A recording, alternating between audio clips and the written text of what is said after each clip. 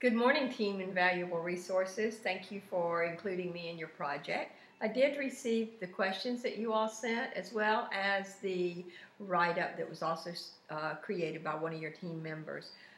What I'd like to do is jump right into this, and I did make some notes, so you'll see me looking down from time to time to look at my notes, and also I'd like to invite you, if you have follow-up questions, I'd be happy to answer those at a subsequent time.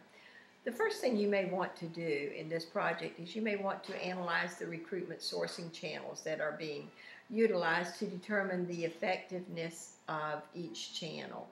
Now, what I mean when I say that is that there are many job boards to use. There are print ads, there's other types of media as well. What you'll want to do is analyze what the feedback has been from these, the data, the resources, the productivity, and what types of jobs that you've hired from these before. For example, Dice is a very, very good job board.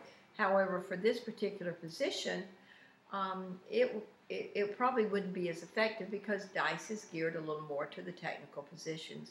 So you can see that rather than just sending this out as a blanket job board posting, be very specific to the boards that you would want to submit it to. Therefore, there'd be a great cost savings not only in the job boards but in the print ads as well. As I said, you'd want to eliminate any of these underperforming or non-relevant channels. Very, very important that you look at this data. All organizations do keep this data, and it is something you'd want to review, not only for this particular position, but other positions in the future.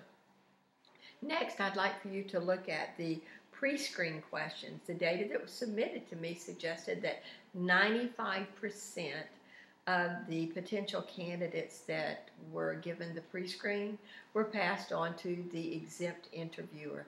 95% is a fairly large number, and I'm not suggesting that you have a quota of how many people you send through, certainly not.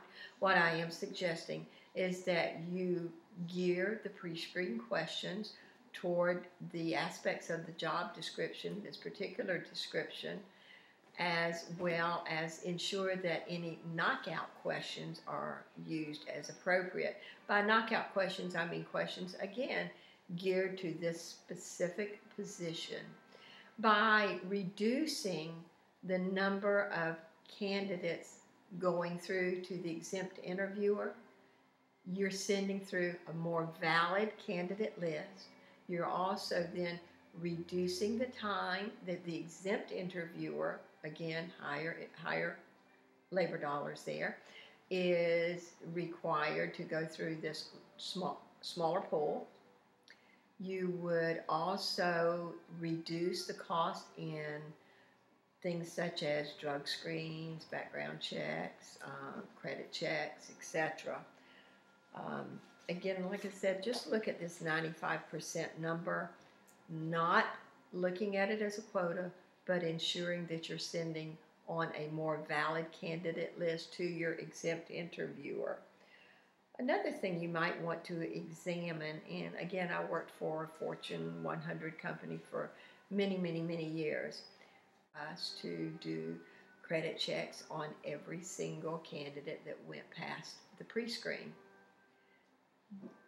Many companies have eliminated this except in positions that were specific to an individual having any regard or in financial controls, or where they're handling dollars themselves. This particular position that you sent to me did not require that. So an overall look at the company's policy on whether or not truly credit checks are needed would absolutely be a great cost saver. I know that we've just spent a few minutes talking about this morning. I did gear this specific to some of the questions that were asked, and would be happy to do a follow-up in the future. Good luck on your project. Again, thank you for including me, and I'd be happy to talk with you at a later date.